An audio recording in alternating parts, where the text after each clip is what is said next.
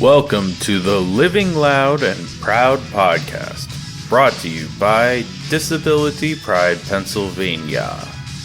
If you need a link to the transcript for this episode, please visit our accessible website at www.disabilitypridepa.org/podcast. And now, here is your host. Hello, everybody, and thank you for tuning in to our episode 4, the Living Loud and Proud Disability Conversations podcast. I am Vicki Landers. I'm the founder and executive director of Disability Pride, Pennsylvania, and we're so excited today to bring you a podcast. We're talking to two people who started Momma Chronicles too, and I want to take the time right now and let them introduce themselves. Latoya, will you introduce yourself, please? Hello, everyone. My name is Latoya Maddox. I am a native of Philadelphia. I live in Philadelphia currently. Did not grow up in Philadelphia. I am a disabled person who has a child, and that's a child by birth. He is 12 years old, and I'll give it over to Domonique. Thank you. You're welcome. Hi, everyone. I'm so excited to talk with you all today. I'm Domonique Howell, as Vicki said. I am also a native of Philadelphia, born and raised. I am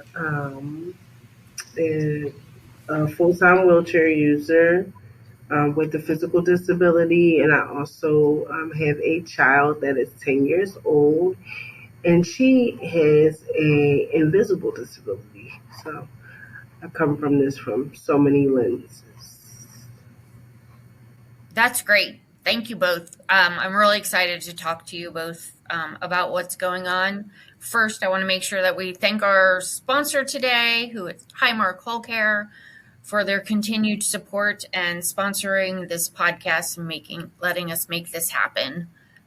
We really enjoy having conversations with the community. It is a community podcast, so that is what we are. That is our purpose, and our drive is to have folks from the community having conversations about what they're doing. So I want to know more about how this Momma Chronicles 2 got started. Well, that's all on me, because I gave birth to my daughter first, and then I gave birth to Momma Chronicles 2, and so it really developed and was created and founded on the premise of disabled mothers needing peer support and advocacy when I couldn't find it for myself as a pregnant mother. And so I said, I have friends, I have colleagues and folks that I know that are, disabled and in parenthood. And it would be nice if we all got together and just were able to support one another and advocate for one another and one another's children. And so that's really where the birth of it came from, me not being able to find something. And so, if you can't find it, you create it. And that's, what happened. And so this year will make 10 years of Momma Chronicles 2, which is Congratulations. Thank you so much. And so, we have went through many different phases. This phase that we're in, I'm most excited about. And so we'll see what the next 10 years brings us. Do you have anything to add, Latoya? Sure. So, just want to make it clear that it's TOO, not TWO, because although we are disabled, and it doesn't matter if you're disabled or not, parenting, it can happen. And yeah, we're 10 years old. we, like Dom said, we went through a bunch of phases. Uh, like we even stopped the group for a little while because it wasn't a lot of traction, but we said, let's put it back up on Facebook, and we sometimes get traction there, but we really do get a lot of traction on our meetings, which happen on the weekend, Saturdays, once a month. So yeah, that's all I have to add. Yeah, that's great. I love that, you all have, thought about what it could be, how it could look, and, at myself, knowing that starting Disability Pride Pennsylvania is like, you're constantly having to like check yourself, and it's like, what, is this working right? How do we keep moving? How do we, twist and turn? Almost like, as we all know, as disabled folks, that we're always having to, figure out the next move and what that looks like. Right. Right.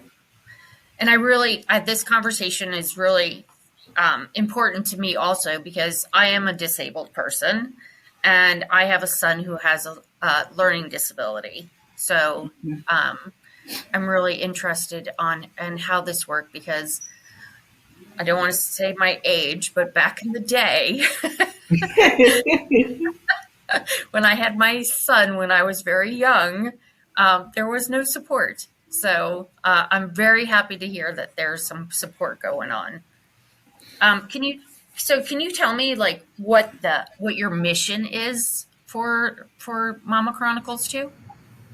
So our mission is to support every mother and child that has a disability, or a community of mothers and children, and to also support the communities that we come from. And that means by advocating and by offering peer support, but also just giving back. Each one reach one, each one teach one. That's our basic mission, to what we do, and to shed the stigma of what it is to be a disabled parent. Right. And we don't turn anyone away that comes to us for support. So even if a father, and this is me speaking personally, even if a father comes to us for some support, if they need it, we do help them and then guide them to the right person if it needs to be more hands-on during our 9 to 5 hours of work. So, yeah. That is amazing. I love the fact that like we're all in this, and we have to support each other, and whatever the other, the parent looks like, we have to make sure that we're supporting them. I know as a young mom that finding help and support was very difficult. I had to lean on my family way more than, of course, I would like to, but a little harder than they probably wanted also. So Latoya, you said something about like your work, your 9 to 5. Can you tell me a little bit about what you do 9 to 5? So on Monday through Thursdays, I am the senior independent living specialist at Liberty Resources, Inc., which is based out of Philadelphia. We plan to have another office in Delaware County in the future. When we get there, we'll let the public know about it. But I am the supervisor for Chester, Montgomery, and Delaware counties. And Liberty is the organization that ensures to assist consumers, individuals with disabilities, cross disabilities. So it doesn't matter what your disability is, as long as you say you have a disability, we are able to assist with making sure that your rights and your needs are being met while you're living out in the community. And if you're a person that's in a nursing facility and you want to get out, we do have a nurse home transition team that helps with that as well. That's great. Yeah, that's my paid job. I have a lot of other stuff that I do voluntarily. Right. Yeah, absolutely. I know that you are a very busy person. Yes, myself and Dominique on top of being moms. Like, Yes, absolutely. We all make this work. Yes. And Dominique, would you like to tell us a little bit about what you do on your full-time work? So I also, Latoya is not only my friend and has been since the sandbox, but she is also my coworker. Um, I also work for Liberty Resources, but I am a Philadelphia independent living specialist. So I am specifically in the county that we serve. And so that's what I do. We help, as Latoya said, advocate with and for consumers to live independent lives under the independent living philosophy, which is what Center for Independent Living centers were founded on. That's great. I tell everybody about Liberty Resources because I tell everybody that 14 years ago that Liberty Resources saved my life. And without them, I definitely would not be doing what I do today and would not be where I am today. So I absolutely love the work that Liberty Resources does. And of course, all the SILs. So can you tell me, like, so back in the day, you probably had meetings and then you twisted. So you just said that, like, now you have meetings on like a Saturday, like on the weekend. Yes. Can you tell us more about that so anybody interested can know? We've always had meetings on the weekends because we are full-time moms who have full-time jobs, and that's not just Latoya and myself. Most of the members of our group are mothers that are employed, and so it just was easier to meet on the weekends because you have your work and then your children have school and extracurricular activities during the weekend. So we just found that it worked better for us to meet on the weekends. And then it's just a more relaxed way of meeting, I think, for our moms and for Latoya and myself to have a conversation where we're not so focused on, oh, we have to rush off because we have to do homework with the kids. Or we have to rush off because we have to make sure the meals are done or work is finished. And so we just kept with the idea of weekend meetings.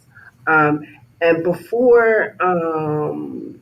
years before, about 6 years ago, for like, it's been 10 years. So for 4 years, we started primarily just on Facebook. And then I would have meetings at my house. Mm-hmm. And the meetings, it became to the point where our group started growing, and my apartment wasn't big enough for all those wheelchairs. And so one of our moms, who I would say is not a founding member of the group, but a founding member as in one of our first people who joined us on this crusade of changing the world and, shedding the stigma, she decided to call Liberty on her own without telling Latoya and myself to ask for a space. And this is before I started working here. Latoya had just kind of gotten here. She's been here a little while, but she hadn't been here that long, and said, look, Liberty has a space, let's use it. So then we started meeting there on the weekends, but then, which lasted for about 8-9 months, maybe. Yes. And we would always take breaks during the winter months because the kids are home. And, it's hard to navigate outside as people with disabilities during snowstorms. So we would always take breaks. And then COVID happened. When COVID happened, we had to do a shift. And we actually opened Facebook back up, started a new Facebook group where now, when it comes to Facebook, we have mothers from Detroit, we have mothers in Virginia, we have mothers in South Carolina, we have mothers in Texas. So on social media, particularly Facebook, our group is very vast in geographical terms. And during COVID, we all of us used to meet. So we used to call it Momma Chronicles 2 across the states during those meetings. Mm-hmm.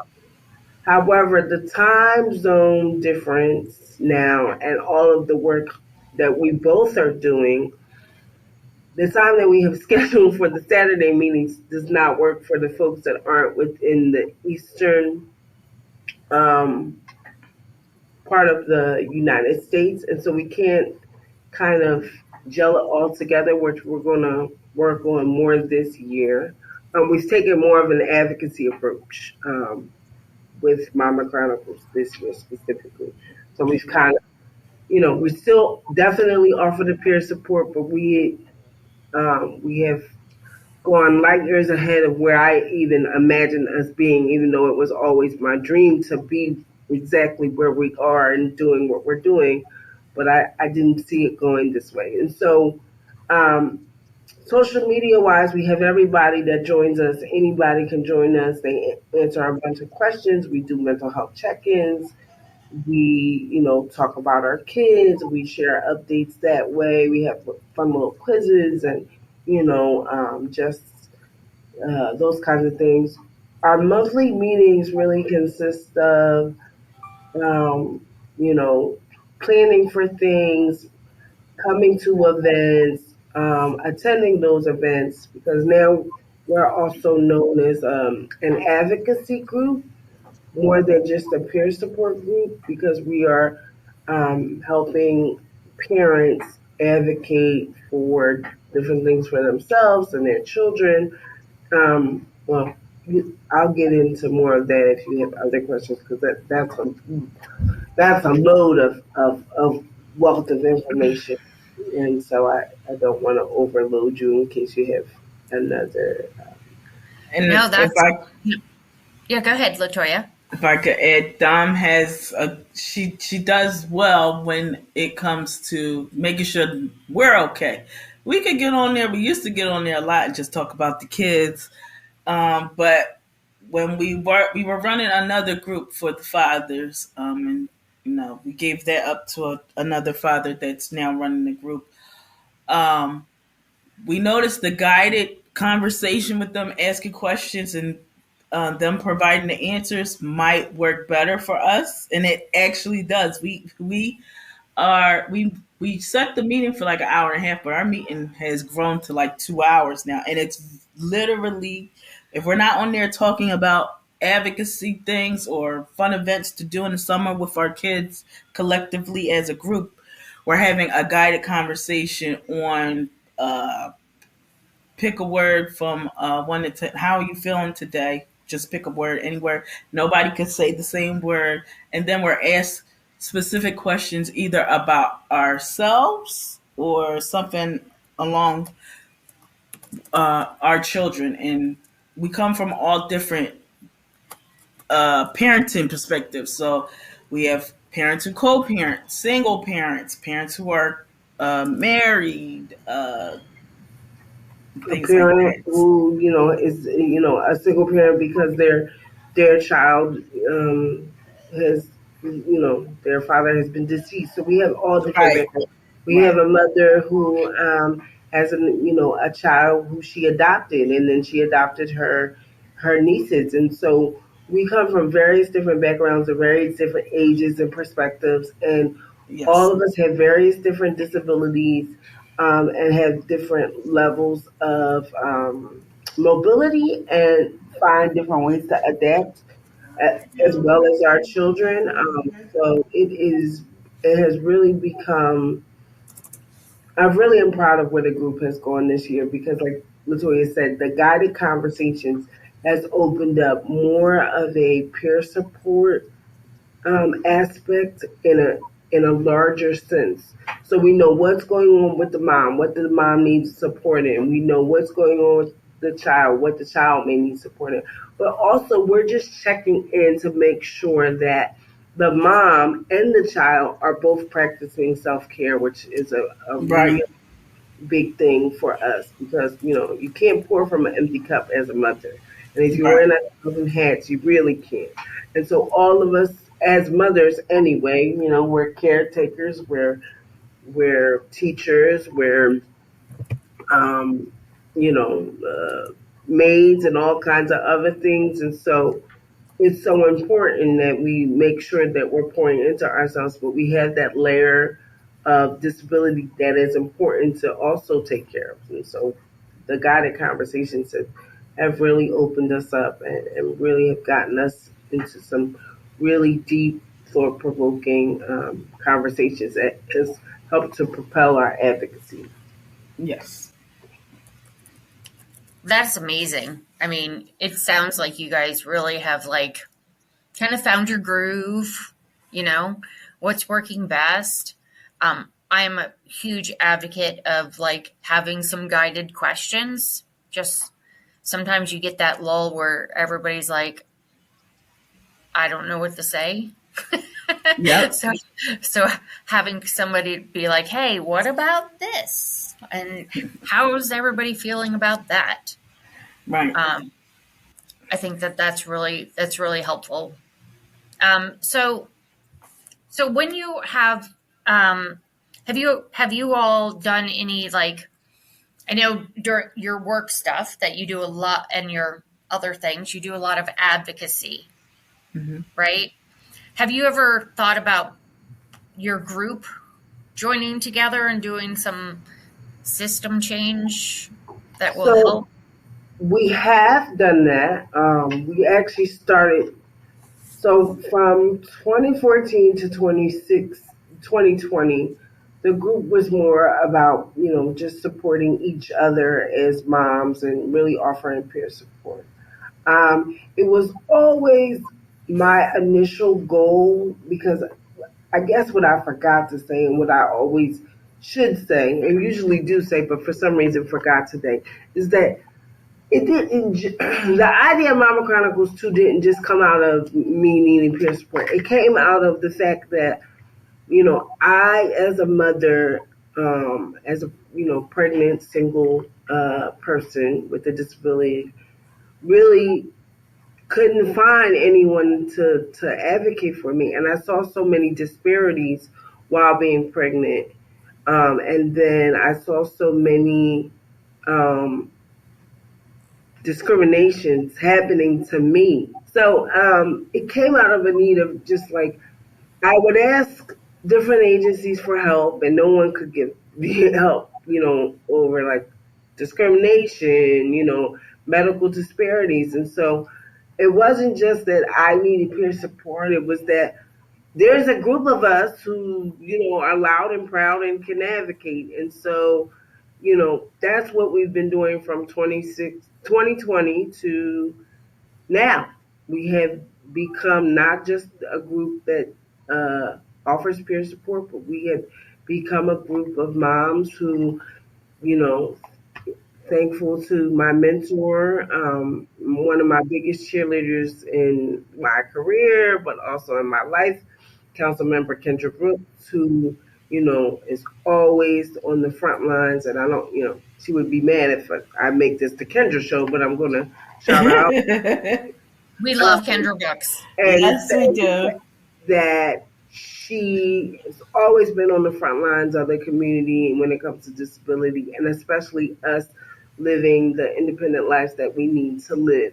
With that being said, she understood the disparities that parents with disabilities face and decided that it was important that the city recognize parents' rights with disabilities as a resolution.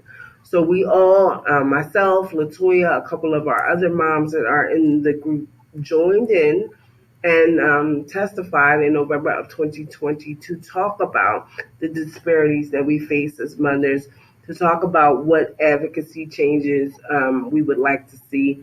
And in that resolution was the Commissioner, Kimberly Ali of the Department of Human Services, which is DHS. Also, I don't know, I think she may still be acting Commissioner DBHIDS, Joe Bowen. There were a lot of stakeholders there listening to us talk about what we have seen, what we're facing, and so that's what we have done. With that being said, and that's why I said it's a lot of nicks and crannies, we have now taken all of what we've started with Kendra, thankful to her connections, and decided that we train these different agencies about what it is to be a parent with a disability, about home and community-based services, about adaptation, about attitudinal society's view and how to shift it, about social versus medical models. So we've taken our Liberty Resources IL training and flipped it on its head and focused in on the parents. Because what we have found, and I'll throw some data in there, is that between 40 and 80% of people with intellectual disabilities get their children removed, taken away from them, from the Department of Human Services nationally, right? And then what I've also found, and that data is of 2020. What I found in 2021, because I'm always looking for new data so I can keep up on my stuff when I'm advocating for these parents and myself, is that as of 2021, a person that is pregnant with a disability is 11 times more likely to die at childbirth because of the disparities that we face and the lack of medical treatment that we receive because of our disabilities, regardless if that's a physical disability, a mental disability, a cognitive disability, it just happens. And so this is the reason why it is so imperative for Latoya and myself and some of our other moms to really be out there showing who we are as moms, who our children are as children, and what we can change society's view on. So we've really, and that's why I said I love where we are now. So now Liberty Resources and Momma Chronicles 2 has a RFP with the Department of Human Services to train their CUA workers, which are community umbrella agencies, and their direct staff for supervising about the independent living movement. And so we did 2 trainings last year. We're coming up on our trainings for this year, and we'll do 2 trainings next year. So it's just a very exciting thing. We've done parent cafes and autism play dates, and we've spoken at the statewide SIL conferences, and it's something that we do. I spoke on behalf of Momma Chronicles yesterday with Lauren and another coworker of ours with CLS, because they have a lot of cases that they are finding where consumers are losing their children, and they're trying to reunify them. So they wanted to know our services and about our group and what we're doing. And so I really, this is not exactly what I saw, but I'm so glad it's here, and I'm thrilled. Yeah, absolutely. Latoya. Yes. Domonique gave us a lot of information. Is there anything that you can think of that? Yes. So what we learned, I think it was early last year, we had a lawyer from the legal clinic for the disabled. The law for children, regardless if the child has a disability or not, the laws are set up to make sure that the child is in what is it? Dom, can you help me out? What am I trying to say? The law is just set up so that an infant, I'll give you an example. An infant, it like basically if the child looks like it's in danger, or the parent looks like they can't do it, then the child automatically gets taken away. When that we know as parents, regardless if you have a disability or not, and I say this all the time because I learned it through my own child, our children adapt to us just as we adapt to them. So that's regardless if you have a disability or not. Your child will learn to adapt to you just as well as you will learn to adapt to them. It's not like they come out with a manual and you get to read what to do. Nope, you all have to figure it out. So if the Wouldn't law, that be nice? yes, it definitely would. But if the law could be changed to where as though give these parents a chance, and yes, Dom and I do a lot of advocacy, right? Or did a lot of advocacy with DHS last year. Well, Dom did a lot this year, and I did a lot last year. And had parents who were reunified with their child because they went through all the loopholes, all the trainings that DHS said they had to take, did all the testing. They take parents with disabilities through the ringer once they take them away, once they take the child away to get them reunified, uh, regardless, and it looks like it might be regardless of disability, but I think that if something comes up like if it's a family member that's doing the kinship portion of it, they could say, oh, they had something going on when they were a teenager, psychiatrically going on, and we now need y'all to test that to make sure they're well off to be able to take care of a child. You shouldn't have to re-traumatize a person of things they went through as a child or as a young adult. Like if the child too has a disability and the parents have a disability, let that child be in their household. Now there may be situations where the child really is endangered. The parent is leaving the child home by themselves. There's not enough food. The child's coming to school not prepared for school, hair all over the place. They're not taking baths. Then DHS comes in and take them.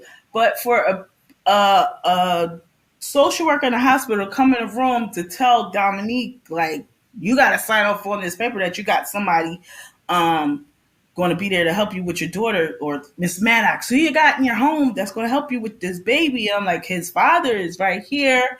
And I had my grandmama, my mom, my sister, my brother. I was coming home with my baby, and yeah, we had to suck it up and figure it out versus other people who just get to walk out of the hospital with their child. The law is flawed and it needs to be amended. And I hope that one day Dom and I can find the time to work with others to, get some laws and policies changed when it comes to the welfare of children. Because a lot of us get put in foster care, but we're put in foster care with parents who aren't disabled, don't understand disability, don't want to get to understand disability, and we just get stuck there until we speak up for ourselves, finally just be like, listen, it's either going to be this or that, because I'm not going to survive being here, so y'all need to figure it out for me, or just suck it up and stay. Versus if the laws were changed and policies were different, there could be that wiggle room that we need to make sure that children with disabilities are placed not only in a stable home if need be, but with parents who want to foster or want to adopt that also have disabilities. Because we did have a coworker who wanted to adopt, but they were turned down for having a baby and told where they needed to have a teenager, and we're like, what? Like teenagers, everybody knows once they hit a certain age, start smelling yourself, they're hard to handle. So and it's not to say that the parents couldn't do it. We want what we want as parents with disabilities. So if we say, I'll take a 10-year-old to a 15-year-old, then fine, give us that. I'll take a newborn to a 2-year-old, then give us that, So yeah. Right. Absolutely. I mean, there shouldn't be any rules just because you have a disability about how you can love a child. Right. Yeah. Right. I think it's terrible. So as I see our time, I want to make sure that you give us where people can reach out to you if they want to get involved, if they want to donate to you, all of those things. Tell us what those things are. So you can search us on Facebook is Momma Momma Chronicles CHRONICLES, comma 2 TOO, because we're moms with chronicles also. People think that we don't have stories to tell. That's where that name comes from. So you can find us on Facebook. Our group is it's open, but you have to answer questions just to make sure we know that you're a mom with a disability or have a disabled child, because we don't just serve moms with disabilities, but we also serve moms who have disabled children. You can email me specifically, Domonique, DOMONIQUE, Howell, HOWELL, at Liberty, LIBERTY, Resources, RESOURCES, .org.